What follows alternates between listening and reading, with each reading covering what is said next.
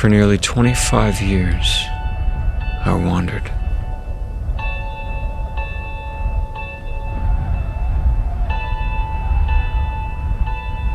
I was born in 1968 to a good family, though we didn't believe in God. In fact, as I grew older, I began to make fun of people who thought God was real. I didn't need somebody else's make-believe God. I was certain He wasn't there.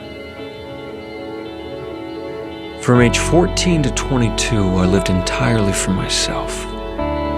I was popular in high school, and I partied hard. I even won 2 state basketball championships. By age 18, I had a full-ride scholarship to play college basketball. I felt like I was on my way. But 4 years later, it all came crashing down. I'd made some bad choices, and gradually I lost everything I had earned. I'll never forget the day, at age 22, on a Thursday, that I decided to end my life. I sat in the school cafeteria that day, thinking about how I was going to do it, how I would spend my last weekend on Earth, when I overheard 2 girls at a nearby table talking about fasting and prayer.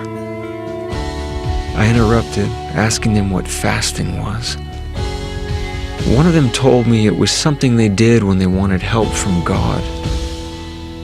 It seemed so silly, but I listened, intrigued. That night, all alone, I knelt down and prayed for the first time in my life.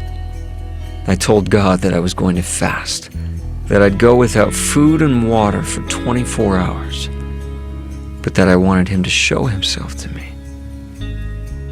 So I fasted. And for the first time in 8 years, I went without drugs and alcohol. But by the next day, nothing had happened. I didn't want to end my life anymore, but God never spoke to me. So I forgot about the whole thing. I knew He didn't exist. I went on with my life. And then oddly, a month later, an old friend called inviting me over. A friend I hadn't seen in 5 years. So we hung out one day, catching up on old times. When out of the blue he said, "Todd, I don't know how to tell you this. I was scared to even invite you over. But yesterday I had a strong impression from God to call you. And God impressed me to tell you that He needs you on His side. Today." I was speechless. Was God real? Had He answered my prayer? Had He sent someone to me? I couldn't believe it, but He had.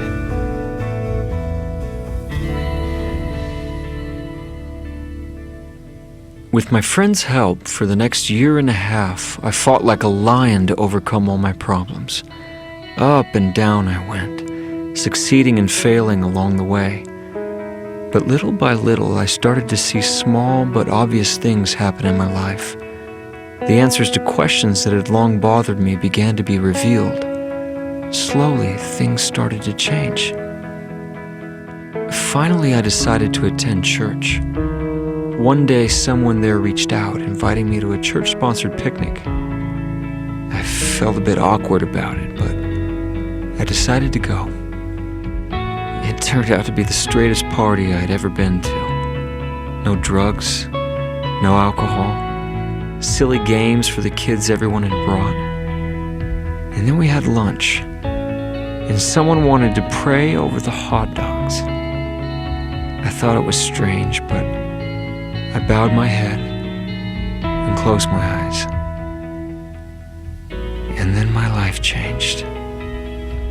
2 years after that initial fast and prayer, 700 days after I had pleaded with God in my closet, I felt something I had never felt in my life. Something 20 times stronger than any drug I'd ever taken. It was as if someone were hugging me, as if someone were telling me I was home, that these people were good, and that I needed to be with them, that God was there, and that He knew me by name, and that He loved me. I had always thought that if God were to manifest Himself to me, that He would come down in a lightning bolt, or in a great clash of fire. But I learned that day at the picnic that I was wrong. I realized that it is part of our condition as mortals to sometimes feel as though we are surrounded by darkness. But even though we may feel lost, that God promises to illuminate the way before us, no matter how long it takes.